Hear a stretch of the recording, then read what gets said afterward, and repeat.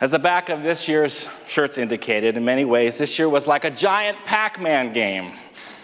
We all were on a quest to find good and healthy food for the soul, the mind, and the body. And we all were on the outlook for the evil ghosts, Blinky, Pinky, Inky, and Clyde, or better known this year as fructose, Wonder Bread, pesticides, and perhaps gluttony. So what did our feast look like? The first thing we have here is some mix for cornbread, for corn muffins. And while cornbread is great to eat, this mix is here to remind us of something we learned this fall from our book, In Defense of Food, and from the Crow Symposium, What's for Dinner. I was surprised to hear about all the good things, all the bad things, and all the very bad things that come from our corn economy. Right away, we were all challenged to think about food and the sociological and the political and the spiritual implications. How do we develop a healthy and just relationship with food? How do we provide good food for all of the world, for the rich and the poor? And how do we keep the world, the earth itself, healthy in the process? And then there was the great challenge to move away from Wonder Bread, sweet and easy, bleached and processed, and into the more gritty, full of unprocessed chunks of nature, multi-grain bread. Dr. Davis explained why we should do it from a more scientific point of view. There's a few people in here that should know the chemical process of turning whole wheat into white. I'm looking at a couple of them. It's called oxidation, okay? So what we do is we add an oxidizing agent, a chemical, to the wheat, and it pulls the wheat apart and turns it into white. The problem with that is it also destroys the vitamins and the minerals and some of the fiber. So you end up with this nice white flour, but it really has no nutritional value. So we have to add back in, artificially, the vitamins and the minerals and the fiber. And to make it taste good, we also add sugar.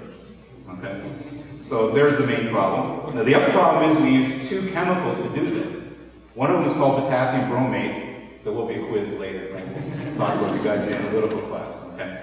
The problem with potassium bromate is it's a known carcinogen, and it's only allowed to be used in food in one country. Which one? USA. Okay. The other one, the other chemical that's typically used is Phil, USA. No chance. Right? The other chemical that's typically used is chlorine dioxide.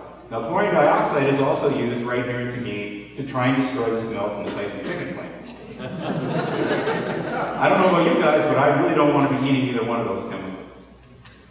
So after he ruined Wonder Bread for me for life,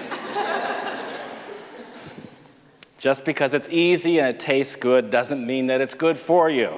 The multi-grain bread reminds us of the bread of life, the bread that sustains us, because it's community, but not in the pseudo-community of bleached-out sameness, but rather the more difficult, diverse, and authentic community.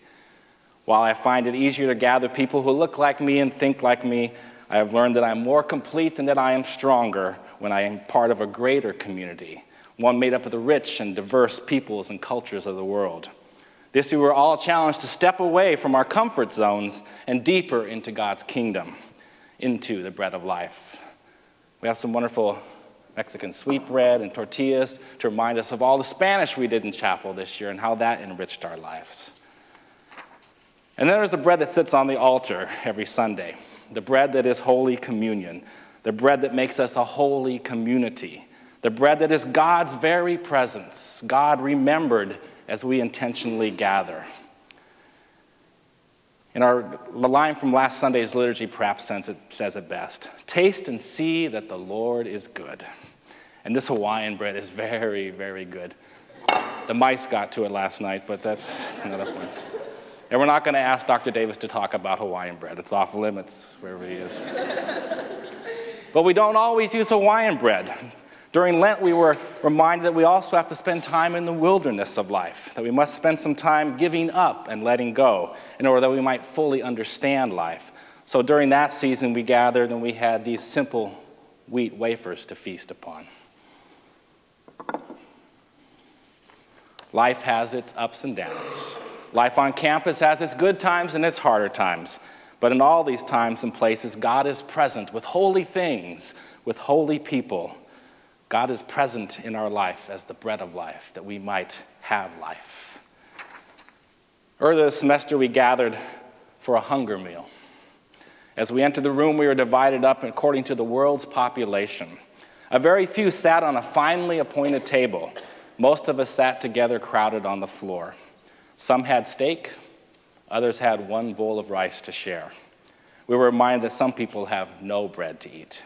We were challenged to be the bread of life in a world of hunger. So what bread might best represent TLU?